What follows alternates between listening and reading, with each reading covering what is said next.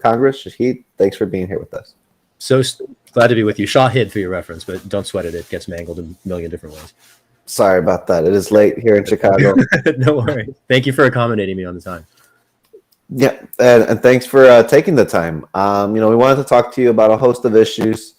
Because as we were just kind of chatting right before we went live, running for Congress, and the big issue that's kind of rocking the world right now is what's going on in Ukraine. Yeah. You were part of a panel recently of a left coast alliance that was kind of discussing what grassroots organizers movements should be working towards. What was that like? So there were half a dozen campaigns across the West Coast, 3 from Washington State and then 3 from California. And I'll list the candidates in just a minute. But what we did was 2 weeks ago host a press conference to share the view from the West Coast peace movement that is entirely absent in Washington. And we did have ideas about what grassroots groups can do, particularly around the context of getting around the corporate media blockade that is, frankly, enforcing something of a unanimity, it seems. I've at least seen cracks in this armor in the 2 weeks since. Bernie Sanders held a really insightful live stream just a couple days ago, and he's and many other voices have been outspoken about how particularly NATO expansion to the very doorsteps of Russia played an inextricable role in escalating the current conflict. And the Left Coast Alliance and the candidates in it included from Washington State, Stephanie Gallardo, Rebecca Parsons, Jason Call, and then my allies in Southern California were Shervin Azami and maybe a girl, and the 6 of us got together and we shared a variety of perspectives. Each of us talked for a little bit. We took some questions from the press about what was missing at the time and what remains missing in the public conversation. And if I were to draw out the key themes, one of them is that American foreign policy, while we're all very grateful it has stopped short of outright military intervention, has still driven the conflict and has still played an escalating role. For instance, economic sanctions do not target oligarchs, they target civilian populations. And that was a theme of our consensus, that we should be, if anything, restricting oligarchs and not targeting civilian populations. If anything, civilian facing sanctions make it harder for the anti-war movement within Russia that has been very mobilized and vocal at substantial risk to the participants. It makes it harder for them to organize. And if we really want to be serious about restricting oligarchs, one of the points we made in the press conference, I think Shervin particularly went deep on this, there are anti-money laundering laws that we have in place at the moment that American oligarchs have structured to basically require private equity instruments and hedge funds to be invisible to regulators, which is to say we can't target the Russian oligarchs as precisely as we might want to, because American oligarchs like Nancy Pelosi engineered the law to their own benefit. And the ultimate point there being that oligarchs across systems share more in common with each other than they do with the rest of us. And ultimately, in any conflict, when it involves nations, is a profit-making enterprise for military industrial complexes. And we're all in the Left Coast Alliance concerned about the military industrial complex, and we're eager to bring an absent voice to Washington from the West Coast. And we're grateful for that. At least I am here in Chicago. I am a little fixated on Koch Enterprise just because they seem to congregate a network of billionaires that fund, grassroots to national large movements, and it seems like they're Did you say the Koch brothers? Is that who you're talking about? I should have said Koch Industries. Yeah. Right. There seems to be on the short list of skirting, sanctions on Russia altogether, and it seems to be mostly fossil fuel industries that are able to skirt, most of the major sanctions, and that seems to be the number one weapon that Russia gets to use on Europe, and the number one driver of climate change, the number one driver of military action. So, seems the most crucial if you're going to sanction any industry to stop doing this to halt production, and that doesn't seem to be the case. So you're all over it. And the only way to halt production, I mean, you kind of nailed it. We have to keep it in the ground. And the only way to keep it in the ground is to nationalize the fossil fuel sector. There's no remedy short of that that can adequately address the mounting global climate catastrophe. The Green New Deal is important, and the transition to 100% renewable energy is important. Federal jobs guarantee, all of it is important. But unless we nationalize the fossil fuel sector, there's a hole in the bucket. And the hole in the bucket is the profit motive. The profit motive automatically sets the extraction dial on a scale of 1 to 10 at 11, because the profit motive encourages anyone with land or rights to it to sell whatever they can get their hands on. If we nationalize the industry, what that means is subjecting it ultimately to democratic control, that we, the people, can make informed, rational decisions to, for instance, ramp down production. There's no way in the context of the open season market-based predation on non-renewable resources for that to happen, because as the supply gets lower, the price will go up, and the incentive will always go stronger to squeeze out the last drop. That's what fracking represents. And the idea that the United States is becoming a world leading exporter in petroleum products, again, driven by a completely unsustainable practice, because we've already taken all the easily accessible oil out from the ground, it indicates exactly what we can expect from the future. And it's exactly why the debate in Washington remains far short of what we need. And I'm eager to, I would note incidentally that any other country that has attempted to nationalize the fossil fuel sector, the next thing that has happened is the CIA has intervened. And so this is an intersectional issue for us to recognize how, as Dr. King said, capitalism, militarism, and ultimately racism intersect. Part of this struggle, we have to not only nationalize the fossil fuel sector and adopt 100% renewable energy, we also have to dismantle the military industrial complex, because as you described, it is a driver of climate chaos. The Pentagon is the world's leading institutional carbon polluter in a very direct way. And then, in this very not entirely indirect way, but a very vicious cycle, the idea that we are burning those fossil fuels to conduct wars to get more that then inevitably end up in the atmosphere, that also is an entirely predictable cycle.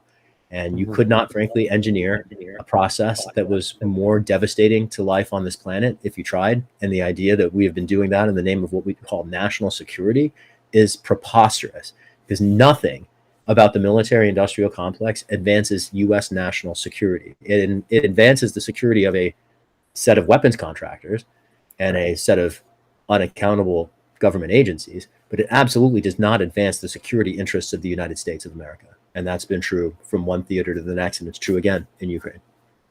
And and I've certainly seen that reality unfold over the war on terror, going on to the conflicts of today, Right. And bringing it back to what we can do here on the ground, here at home. Like there has been a push to at least municipalize our energy sectors of our major cities in New York and Chicago and San Francisco. I know that these pushes have been happening. And like what can we be doing locally? I guess how do we connect this to to stopping these major drivers of our corporations that are basically killing our planet? Totally. Well, so I want to sort of disaggregate it. So first, just as long as we're talking about, I'm going to separate this into solutions at the local level that will address first the military industrial complex, or at least create opportunities, wedges in the door, you might say, to fight for more later. And then let's get to corporate rule. It's obviously intertwined because it's a military industrial complex, but I don't want to just separate those discussions because I think I have somewhat distinct answers for those two sides of the coin, you might say. For sure. So with respect to trying to rein in militarism at the local level, I'm proud to have worked on a series of campaigns at the local level across the country that secured the first enforceable restrictions on the surveillance state. And it basically looks like empowering local elected bodies like city councils and here in California, boards of supervisors at the county level, empowering them to interpose themselves between police departments and law enforcement agencies and their federal counterparts. Historically, particularly through the war on terror, this is very much a reflection of the Rumsfeld doctrine, the military has gotten into the habit, for instance, under the 1033 program, of dispersing used military equipment, often surveillance equipment, to local law enforcement authorities. sheriff's departments, highway patrols, the Mayberry Police Department. And in each of these communities, historically, there's been no civilian oversight. There's no one minding the store as to when the police department gets the tools. There's no one minding the store as to what they're using them for. There's no one minding the store to make sure that these tools aren't being used, for instance, to suppress dissent instead of guard public safety. And just to be clear, they are, by and large, used to suppress dissent, not to guard public safety. And what we did in the half dozen communities, including San Francisco, that adopted this ordinance was invite the local legislatures, and here in San Francisco, the Board of Supervisors. The first of these communities was Santa Clara County, which encompasses San Jose, California, nearby city about an hour away here in the Bay Area. The law basically requires local law enforcement to seek permission rather than forgiveness, and it requires them to develop specific use policies that civilian leadership gets to edit and vote on. In other words, instead of just getting a tool in secret from the federal government, law enforcement agencies under this reform model have to go to local leaders first, and they have to have a public, transparent process, which is a hook for local activism. Now, I do want to be frank about this.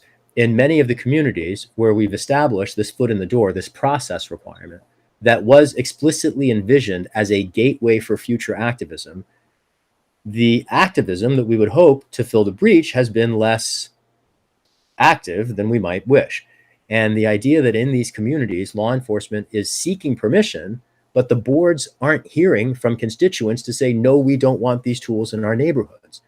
And as we look at the movement against predatory policing across the country, one big part of it relates certainly to state violence.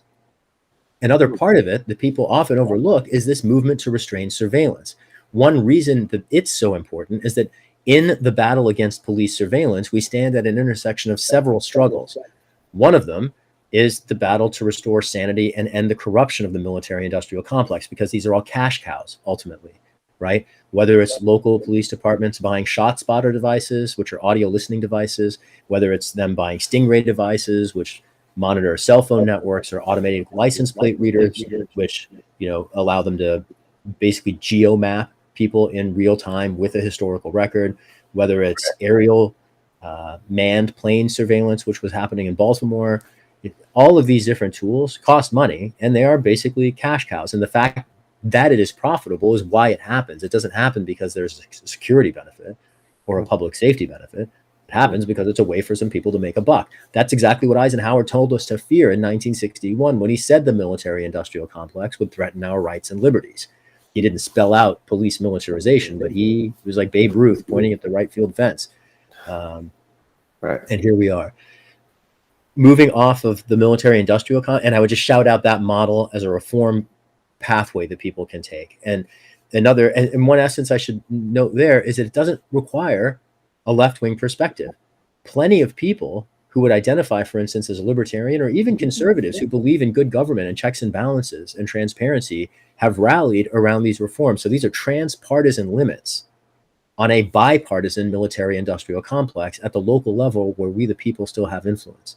And it's important to remember, the smaller the jurisdictional unit, the more impactful the activism, and frankly, the more empowered the legislators. When you get to Congress, because Congress is 435 people just in the House, 535 if you include the Senate, and the body is limited to enumerated powers in the Constitution, being a member of Congress is in a lot of ways much less influential than being a member of your city council, because city councils have effectively plenary authority. Frankly, state legislatures are maximally empowered. But the point here is that at the local level, there's lots of opportunities.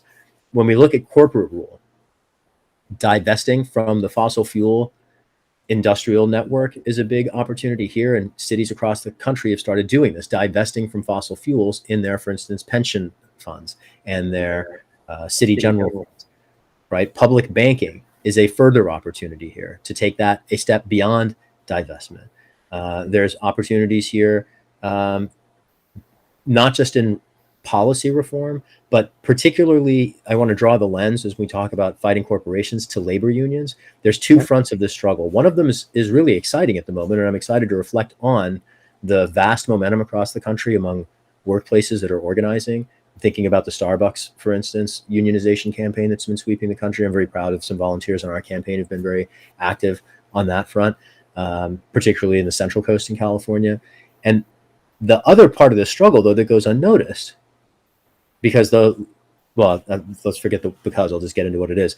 If we're seeing long overdue momentum in creating new workplace bargaining units, which are really crucial to guard workplace safety, compensation, keep people from being fired arbitrarily, for instance, all those things are really important. And those workplace benefits of unions are unassailable. I'm all for it.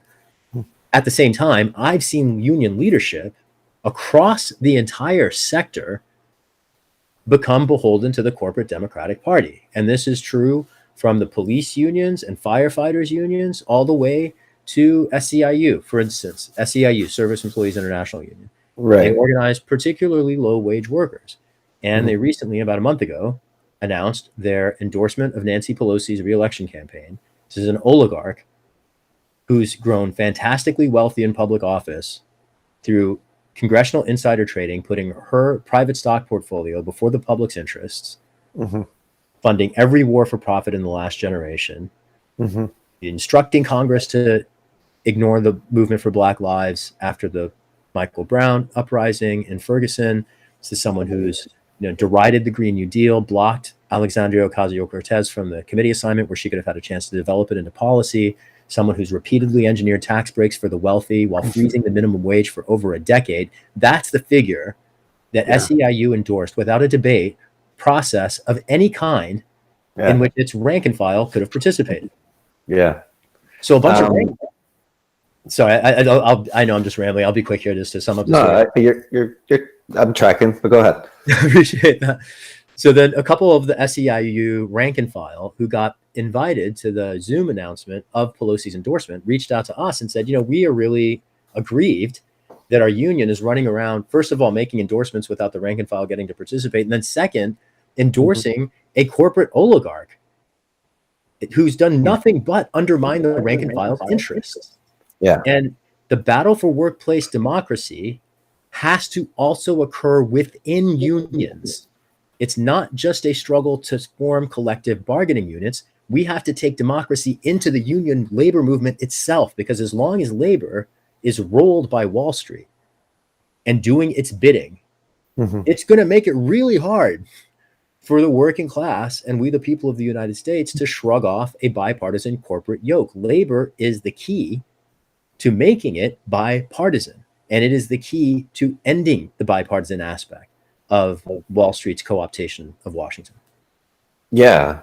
I mean, and I agree. I should share. I am a union steward in an SEIU shop, but I do have my grievances definitely with our process. And for one, being that Nancy Pelosi is an oligarch, and for presidential election of 2020, SEIU endorsed Michael Bloomberg, which I was also. Are you kidding me? Really? I'm not kidding you. I was very upset about getting those mailers from my union. Oh my God. I was very upset.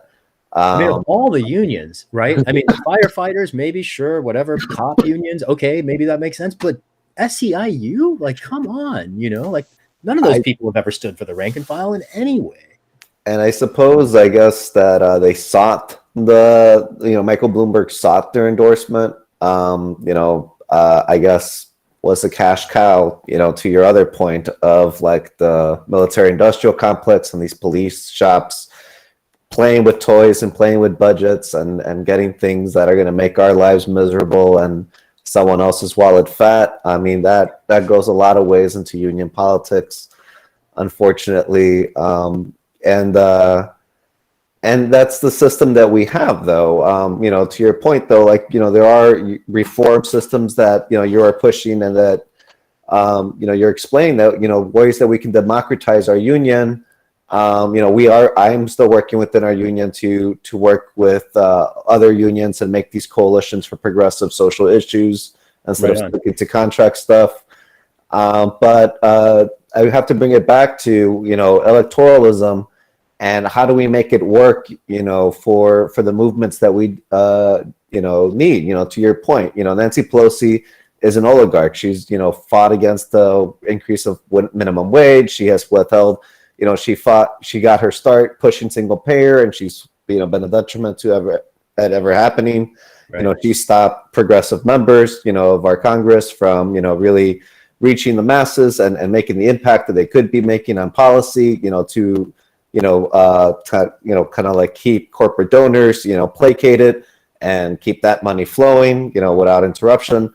So that's both why she's a terrible person and an effective leader of the Democratic Party that seems more to be a corporate machine that siphons off of the death and destruction that the Republican Party wills upon the world without any remorse, and the Democrats kind of pearl clutch while they try to like sell T-shirts and snake oil off of the death and destruction happening around them, and keep it away from them personally. If anything, I think you're being too charitable. Oh, in that you're absolutely right about the Republican Party, and I would say the idea that the Democrats are weak presumes that their complicity is a bug, but I dare say it's a feature. In other words, I think the Democrats are much stronger than we think, and they are much more complicit than we think. They are quite strong when they punch left, and that's the only direction that they punch in. When you look at the interests of whether it's bank bailouts, whether it's the fossil fuel industrial complex that we continue absurdly to subsidize rather than nationalize, whether it's the weapons industry, pharmaceutical industry, health insurance, you name it. If there's an industrial complex, the Democrats are behind it. And it's not recalcitrant. It's not compelled. They are there willingly. And this wasn't always true, right? This has been particularly true over, say, the last 30 years. It was during the Clinton administration in the 90s that Democrats got historically rolled to the right. And people at the time in the Democratic Party thought they were doing great work because suddenly they started raising a lot of money. Well, go figure. It's not hard to raise money if you become a corporate stooge. And that's what the Democrats have been for the last 30 years, an entire generation. And I should make clear that it's been that long since Nancy Pelosi debated anyone. She went to Congress in 1987 in a special election. Her only qualification was that she was a rich lady who raised a lot of money for Democratic candidates. And she has been there for 35 years without ever debating an opponent. And her strategy for re-election has been to game the press, to construct a cult of personality around her, entirely unmoored from the reality of her policy record while smearing her opponents. And this is the person who calls themselves the head of the Democratic Party, right? And if the Democratic Party is going to have any fidelity to its brand, being led by an oligarch who is complicit in every right-wing policy you could imagine. I mean, she just endorsed Henry Cuellar, who's a right-wing Democrat in Texas. This is an anti-choice reproductive authoritarian endorsed by the female Speaker of the House. And, a lot of people look at Nancy Pelosi and they see a strong, powerful woman. And I see, just like when we were talking about corporate Democrats, I see a very strong, powerful woman who is fighting for conservative policies, from reproductive authoritarianism to military-industrial corruption, climate catastrophe, for-profit so-called healthcare in the middle of a global pandemic. It's frankly grotesque. Yeah. And I do see in the challenges that we who are running against the entrenched incumbents present a tremendous opportunity for our country to choose a new direction. And I'm not going to blow smoke up anybody's ass and claim that electing me is going to fix everything, but it is going to remove the leading impediment to Medicare for all. And if my only legacy is to remove Nancy Pelosi from Congress so that some of this stuff can finally move, I mean, that in itself, frankly, I'll be very excited about. Even to this point, we've already had more, frankly, influence than I've ever dreamed possible, because the 6 issues in 2020 where we pushed Pelosi and got her to shift her positions, every single one of them ended up passing the House of Representatives, right? I mean, I've had more influence as a challenger to the Speaker than I possibly could as a freshman member of Congress. And between now and the general election, I'm not skipping over the primary. I mean, I feel quite well positioned for it. But between now and the general, I anticipate having a great many opportunities, another 7 months to push the Speaker on policy. We've had some influence in this cycle on congressional insider trading and forcing that to the front of the agenda. And I'm eager to hold her accountable on a range of other issues. And to that point, Sorry. Yeah, and I mean, no, I mean, like, I thank you for laying that all out quite lucidly. The Democratic Party, I'm here in Chicago, Illinois, so I should start like I believe everything that you're saying, and not surprised at all what you're explaining about Nancy Pelosi. My alderman, who was not too far, was the head of the Democratic Party here in the city of Chicago for like 50 years. He was the youngest alderman ever elected at 25. He's about 75 now. He's been in office about 50 years. Wow. Yeah, he's under federal FBI investigation, led to a federal indictment. Of course. He crushed his reelection under the news of his federal indictment. That federal investigation, though, led to the Speaker of our state house, one Michael Madigan. And since we're saying Nancy Pelosi so much, I want to say all the other scary Democrat names. Michael Madigan was the head of our Democratic Party here in the state of Illinois, the most powerful Speaker of the House. Illinois has held the only Democrat state in the entire Midwest, a little splash of blue and a sea of red. One of the most feared figures, the Velvet Hammer, kind of a shadowy figure playing in the background. He is under an FBI investigation, hopefully, well, presumably soon to be indicted. And he's form a club. Henry Cuellar's under investigation by the FBI. Well, all of these guys are also tied to ComEd and our fossil fuel industry and the way they doled out jobs and the way they doled out jobs for favors and then got privately. What they did wrong was get privately rich while doing this a little too sloppily. That's what the FBI is actually kind of like throwing into the news.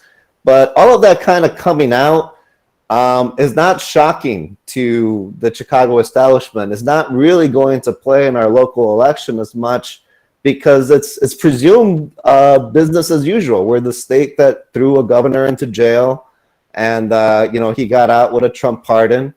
And, to this point, I understand why my labor union does some of the moves it does, even though it aggrieves me and I work harder within it. I understand why some of these Democrat voters vote the way they do, even though their heart's in a different place, and I try to work a little harder, within electoralism as a whole. To your point, it seems like you've been having an impact on policy just by being a candidate and trying to get Nancy Pelosi to engage you, and it seems like independent media is like the tool that has been getting grassroots voices, what is going to be the strategy here to get, not just Nancy Pelosi to engage your campaign, but to actually get her voters to listen to your message, to make them reflect on what they're voting on. And, most people end up voting in their self-interest. What is their self-interest other than just seeing a great nation for all? What is a great, self-interest in saying, what, we want to give up this legacy that we have here, why should they be taking a shot on you? Climate justice and human rights are the short answer to the self-interest that voters have in repudiating this legacy of corruption that Pelosi has built and embracing a voice that's long stood with the future. Here in San Francisco, we do have in some respects, it's very similar to Chicago in the sense of there being, they're one-party cities, which beget the kind of corruption that we're describing. I mean, as you were describing Mike Madigan and your alderman, I was thinking of Dan Rostenkowski, the congressman in a previous era from Chicago, who is, it is kind of and here in San Francisco, we have a similar pattern of corruption. In fact, there's a Department of Public Works scandal that's unfolding, gone all the way up to the mayor's office as we speak. And this happens in one-party cities of any kind. Any one-party community is going to have a problem with corruption from within. There's some benefit to competition in the sense of preventing these kinds of dynamics from happening. When I look in terms of how we get the votes here in San Francisco, we have a remarkably bifurcated community. So we have the densest concentration of millionaires in the country alongside one of the most visible and dense communities of unhoused neighbors in the country. And it's not entirely circumstantial that those two things coincide. And even San Franciscans who are comfortable recognize that climate chaos is coming for them. Every year in the summer, our state burns and we feel it. You breathe the air it's visceral. And we are already losing Americans to climate chaos every year. And I think that San Franciscans recognize that this is not a future that we need to be resigned to. Now, a lot of people don't recognize that Pelosi is complicit in climate catastrophe. Many of those people think that she's a liberal voice in Congress because that's what they're told by particularly a media establishment that is more inclined towards stenography than independence, which is why, as you were describing them, independent media establishment and community, that ecosystem that is continuing to swell and grow, is so very crucial, not just for our campaign, but I just dare say for all of the issues that end up under the corporate bus. The independent media ecosystem is the key to getting the word out. And, I do just want to give a shout to all of the independent podcasters and grassroots journalists that are doing the work that the institutional journalists have done such a terribly piss poor job of doing. And the crisis in journalism attains constitutional dimensions, because when journalists lose the independence to report on the facts, and I'm going to give an example of that in just a second, Sure. We the people suffer. It's the public's right to know that ultimately hits the floor. And how are we supposed to have informed governance? When Eisenhower warned us about the military-industrial complex, he invited us to be knowledgeable and alert. He said only a knowledgeable and alert citizenry would be able to defend itself against the military-industrial complex. Our vaunted free press in the United States today can't be bothered to report on the first prosecution of a publisher for the revelation of state crimes. Right now, Julian Assange is being subjected to a years-long bipartisan prosecution. And a lot of Democrats associate him with the Clinton emails. What he did before that was reveal a military cover-up of an assassination of Reuters journalists. So let's just take a step back. And he's the only publisher to this point to ever have been prosecuted for the crime of informing the public about crimes. Mm-hmm. So you have journalists watching a publisher being prosecuted for exposing the assassination of journalists and then an ensuing military cover-up. And if the press ethics weren't, and the violation and abdication of press ethics weren't bad enough in the press refusing to cover the Assange prosecution, the sheer, simple self-disrespect that the press is indicating, its complete timidity and inability to guard its own interests or its own capacity to report the news. If reporting government crimes and cover-ups becomes criminal, what is the point of journalism in the first damn place, right? And this is a crisis of immense proportions, and independent voices are, in too many cases, the only ones willing to speak the truth. So big shout out to them. I wanted to sort of go in the other direction for me as a candidate winning votes on the ground, recognizing that independent media has only limited reach into any discrete place. I, as a candidate, largely rely on the independent media ecosystem to expose my voice to other people around the country. And it's the resources that they've invested in our campaign that we focus into in-district outreach. So it's the meeting people at events, marches, rallies, protests. It's the house parties where we're networking our way out from our supporters to all of their neighbors and friends and colleagues across the city. It's the traditional canvassing, phone banking, door knocking. All of those different strategies together add up to win us the votes. That's how we won 81,000 votes in 2020. Was not enough to liberate the seat, but it was more than anybody's ever gotten by a mile facing Pelosi. I should make this clear too. In 2018, I ran in the same cycle as Representative Representative Alexandria Ocasio-Cortez. We ran on very similar platforms on opposite sides of the country. I won 1,000 more votes than she did in our respective primaries. Because of the structure of our respective primaries and the voter turnout in those districts. She went to Congress, I did not. Came back in 2020. I doubled our vote count from 2018, and then I more than doubled it between the primary and the general. So the 81,000 votes that we won in November 2020 are enough to win many congressional districts. It was not enough to win this one because we have a high turnout district. So we have some work to do, but we've done a lot of it, and we still have 7 months left. I'd encourage any of your listeners who are concerned about corporate corruption or the climate chaos or the crime of for-profit healthcare, so-called healthcare in the middle of a pandemic. If people want to shrug off that yoke and embrace a brighter future, I'm eager to invite support and, would maybe invite people to check us out on the web at shahidforchange.us and on any of the social media platforms at Shahid for Change. Awesome. I do want to close in a little bit. I just wanted to close on one last issue Sure. because it seems to be what Pelosi's pivot's going to be. I've been involved in electoral politics, honestly, since up close, since 2013, 2014. Okay. And told people about Trump in 2014. No, everyone thought I was crazy. But Pelosi, and there used to be a big push against in the Democratic Party to say that healthcare single payer wouldn't work in a state solution, that it had to be a national push. Now they are doing a turnaround pivot, saying that the state by state solution is the way that we're going to pass it. And now she's trying to hide behind a single payer movement in California that, it seems perennial, hasn't materialized. And, I personally haven't been up close, already see that as disingenuous and just needlessly and purposely, confusing to the public. That seems to be kind of what you're up against. How do you pivot back to, how do we actually pass Medicare for all, and expose what she's trying to do here? Right. I remember right after the 2020 election, in which I faced Pelosi, there was a movement to force the vote. And it was a day late and $1 short, but it reflected a recognition by many people around the country that she is the impediment to the national policy. Now, frankly, between a state-based approach and a national strategy, I would much rather favor a national one, but we recognize that as long as Pelosi is there, the gate is closed. And that's the only reason that people have been forced into the state, is because we can't get the democratically controlled Congress to introduce the bill or vote on the bill that is favored by bipartisan majorities across the United States.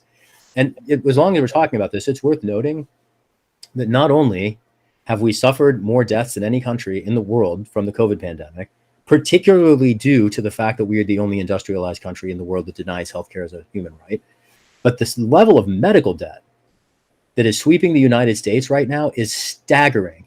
I haven't even been able to find numbers updated since the end of last year, but as of the end of last year, it was at $20 billion was the aggregate amount of medical debt incurred from COVID. It's interesting because Congress, right after that, threw $25 billion at the Pentagon that Biden didn't even ask for. So while the American people are struggling with an economic crisis, with a pandemic, with the grievance and the grief and loss that so many people are suffering at the moment, having lost loved ones, the kids without parents, right? In the middle of all that, Congress chooses to bend over backward and throw extra money at the Pentagon while Americans uniquely in the world, this is a point worth raising and emphasizing, we're not only dying at faster rates, we're the only people in the world being pushed into these levels of medical debt. Nobody in other countries has to deal with that because they have healthcare as a matter of right. And the fact that we don't is an offense against human dignity. It's an offense against a free people. It's certainly an offense against a brave people. And it is a reflection of unabashed, unapologetic, out in the open class war that we the people are losing to the oligarchs. Now, in terms of how we get it, the first thing we have to do is get the oligarchs out of Congress, right? And I see the state-based strategy as sort of like, it's where the energy is going because there's a dam in the way. I would rather clear the dam. Ultimately, the critique of the state-based strategy is that because the risk pools are smaller, the economic empirical outcomes will likely be less compelling than they would be at the national level because you have bigger economies of scale the larger the risk pool is. And that's not a reason to avoid the state-based approach. Not necessarily. We saw with the Affordable Care Act, the Massachusetts plan that Mitt Romney had crafted, that's what got scaled to the national one. So a state-based universal healthcare plan could become the seed to grow into a national one. And it's the only place that the movement has opportunities at the moment because Nancy Pelosi is in the way in Washington. And so ultimately, in order to enable a national healthcare reform that would center human rights instead of corporate profits, we have to remove the corporate gatekeeper from the head of the Democratic Party, the figure leading House Democrats, and that is Nancy Pelosi. And I'm eager to do it. Well, I think that's a great note to end this on. I'm certainly wishing you luck. Nancy Pelosi definitely needs to go, and we'll definitely be looking for your campaign these next 7 months, and hoping to hear more from you in different independent news channels. Right on. Thank you, brother. I appreciate it. Thanks again for having me on tonight. Thanks again for being on. Have a great night. Right on. You too.